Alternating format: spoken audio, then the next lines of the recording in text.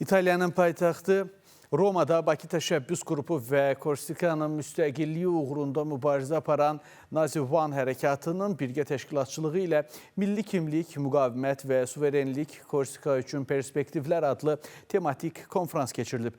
Bakı Təşəbbüs Qrupunun icraçı direktoru Abbas Abbasov rəhbərlik etdiyi təşkilatın Kanak, Korsika və digər müstəmləkə altında yaşayan xalqların qanuni mübarizəsini dəstəklədiyini bildirib və bu xüsusda görülmüş işlərdən danışıb. Tədbirdə çıxış edənlər, eləcə də Nazivan Hərəkatının üzvləri Fransa müstəmləkə siyasətindən əziyyət çəkən Korsika xalqının qarşılaşdığı ədalətsizliklərdən, iqtisadi və sosial diskriminasiya faktlarından bəhs edərək bildiriblər ki, 1769-cu ildə Fransa tərəfindən işğal edilən adanın əsl sahibi olan Korsika xalqının öz müstəqilliyini bərpa etmək istəyi müzakirə obyekti deyil və bu istiqamətdə mübarizəsi davam etdiriləcək. Konferans zamanı Bakı Təşəbbüs Qrupu və Nazivan arasında beynəlxalq platformalarda kolonializm və neokolonializmə qarşı mübarizə aparmaq və insan hüquqlarının müdafiəsi məsələlərində birgə fəaliyyətə dair əməkdaşlıq memorandumu imzalanıb.